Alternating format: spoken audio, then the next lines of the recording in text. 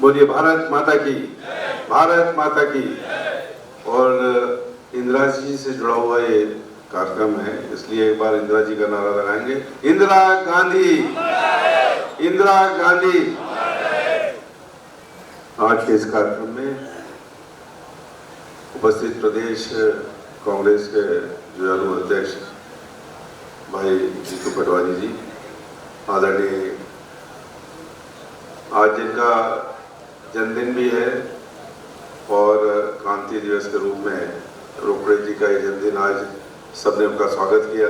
मैं उनको बहुत हार्दिक बधाई और शुभकामनाएं देना चाहता हूं और एक बार जोर से ताली बजा के इनका स्वागत करें। एक बुद्धिजीवी हैं, एक वरिष्ठ पत्रकार रहे हैं और इसीलिए एक सरस्वती माँ की तस्वीर उनको भेंट की है कि आपका जो ये अभियान है ये लगातार इसी तरह से चलता रहे। ये हमारे बीच में पूर्व मंत्री और पूर्व राज्यसभा के सदस्य आदरणीय राजमणि पटेल साहब, वंशमणि वर्मा जी जो पूर्व मंत्री रहे हैं, आदरणीय शिव कुमार शर्मा जी जो किसानों के वरिष्ठ नेता हैं पूरे देश के, आदरणीय साजिद भाई, आदरणीय यहाँ शैलेंद्र पटेल जी हमारे इसके अध्यक्ष, आदरणीय शैलेंद्र श्रीवास्तव जी, आदरणीय हमारे कांग्रेस के अध्यक्ष प्रवीण भाई और मंच पर उपस्थित सभी अन्य अतिथिगण, उपस्थित पूरे प्रदेश से आए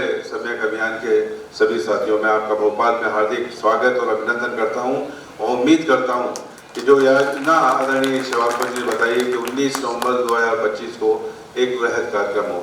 मैं जीतू भाई को बताना चाहूँगा कि इस गांधी भवन में 30 अगस्त को एक 18 को एक कार्यक्रम हुआ था जो था छिंदवाड़ा मॉडल, जिसमें आदरणीय कमलनाथ जी उसमें कांग्रेस के अध्यक्ष वो भी आए थे और पूर्व मुख्यमंत्री बाबूलाल गौर साहब भी उसमें आए थे। उनने भी छिंदवाड़ा मॉडल की बहुत तारीफ की और प्रशंसा की। छिंदवाड़ा मॉडल था क्या, जो उन्होंने किताब लिखी थी कि वहां पे हर एक व्यक्ति के पास रोजगार है, हर एक व्यक्ति कहीं न कहीं काम पे है और हर एक आदमी के पढ़ने लिखने की युवाओं की पूरी व्यवस्था है। ये आदरणीय कमलनाथ जी ने पिछले 40 सालों में यहाँ पर किया था, उस पर उन्होंने किताब लिखी कि आखिर ये छिंदवाड़ा मॉडल क्या है। उसी तारतम्य में, और मैं समझता हूँ उसका लाभ जब हमारे चुनाव हुए, हमारी सरकार बनी, कमलनाथ जी मुख्यमंत्री बने, आदरणीय जीतू भाई भी उस समय हायर एजुकेशन के मिनिस्टर रहे, मैं भी उस मंत्रिमंडल में था, तो ये उस बात को प्रताड़ित किया गया कि भाई आखिर ये युवाओं को रोजगार कैसे मिले।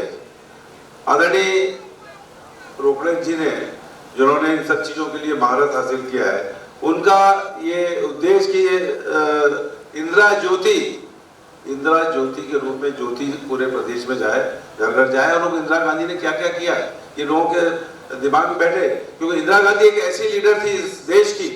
अभी देखा हमने ऑपरेशन सिंदूर हुआ, 3 दिन के अंदर सरेंडर कर दिया अमेरिका प्रेसिडेंट के सामने और एक तरफा सीज फायर हो गया। लेकिन श्रीमती इंदिरा गांधी अमेरिका से नहीं डरी थी उस समय। उन्होंने कह दिया था कि 70वां बेड़ा 7वां आया, 70वां पाकिस्तान के 2 टुकड़े किए और बांग्लादेश उसमें बना था। वो पावर थी श्रीमती इंदिरा गांधी। और उनके जमाने में ये आउटसोर्स सिस्टम नहीं था, इस पे खास जोर है। आज जैसा ये बताया कि 10 लाख से ज्यादा लोग आउटसोर्स हैं, इनका कोई भविष्य नहीं, इनका क्या होगा कोई पता नहीं। आज ही आया समाचार पत्रों में कि मध्य प्रदेश के जो कर्मचारी हैं, जो रेगुलर कर्मचारी हैं, उनका फिर मामला, उनकी पदोन्नति का फिर रुक गया है। कोर्ट में मध्य प्रदेश की सरकार चली गई जो पूरी तरह से कर्मचारियों के विरोधी रही है। तो कर्मचारियों को जो न्याय मिलना चाहिए नहीं मिल रहा। और एक बात सही कही श्रीवास्तव ने, 58 साल में अगर जो पहले था अगर रिटायर होता है तो नए बच्चों को, नए लोगों को मिलता, और एक्सीलेंस क्लास भी इसमें होना चाहिए, ये बात की रही है। ये सब चीजें हैं। एक 29 मई को भी रोकड़े जी ने रविंद्र भवन में कार्यक्रम किया था और उसमें युवकों को जोड़ा था। कुल मिला के युवकों को जोड़ना, जीतू भाई से कहना चाहूंगा, एक तरफ किसानों को जोड़ना, एक तरफ युवकों को जोड़ना, ये 2 ऐसे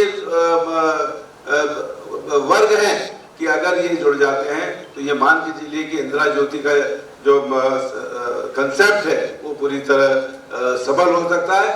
और ये मान के चलिए जब तक अभी हमने देखा राहुल गांधी जी की बिहार के अंदर यात्रा निकली, यूथ जुड़ा उनसे, पूरी ताकत से युवा आगे आया है। आज पूरे देश के अंदर, मध्य प्रदेश के अंदर युवक राहुल गांधी की बातों से, उनके सच से, जब मध्य प्रदेश में उनकी यात्रा निकली भारत जोड़ो यात्रा, तो लोग जुड़े हुए। और भारत जोड़ो यात्रा में क्या किया उन्होंने? भारत जोड़ो में वो युवाओं से मिले, वो किसानों से मिले, वो एक गरीब आदमी से मिले, नौकरी पेशा से मिले, हर क्षेत्र के लोगों से मिले और उनकी बातों से उन्होंने जानकारी ली कि आखिर इस प्रदेश में और देश में क्या होना चाहिए, किस तरह से कंसेप्ट हो, इन बातों को लेकर आए वो। और इसीलिए आज वो बात कर रहे हैं पूरे देश के अंदर पेशेवर की। और इन्हीं जगहों से ये बात आया कि वोट, मध्य प्रदेश में भी सरकार ऐसी नहीं बनी। पूरा मीडिया कह रहा था, पूरे हर जगह आम आदमी कह रहा था कि कांग्रेस की सरकार बनेगी, लेकिन कांग्रेस की सरकार नहीं बनी। ये क्यों नहीं बनी? ये वही वोट चोरी का मामला है जो आदरणीय राहुल गांधी जी ने इस बात को बिहार के अंदर उठाया है। इसलिए उनका कहना है कि सजगता से आना पड़ेगा और ये समय देश का भविष्य राहुल गांधी में निहित हो गया है। और इसीलिए हम मध्य प्रदेश में इंदिरा जी के नाम से इस समय का अभियान रोकड़े जी के नेतृत्व में चला रहे हैं। और निश्चित तौर पर इनको इसीलिए लोग अपने बीच के लोगों को गुरुदेव कहते हैं। और मुझे उम्मीद करता हूँ कि उनके नेतृत्व में ये जो भी संकल्प है इंदिरा ज्योति का और समय का अभियान का, ये पूरी तरह से सफल होगा। और आने वाले समय में जब 19 नवंबर जब इंदिरा जी का जन्मदिन होता है, दोहरा बच्चे बड़ा कार्यक्रम भोपाल में यहाँ पर आयोजित हो और पूरे प्रदेश से लोगों को उसमें जोड़ेंगे।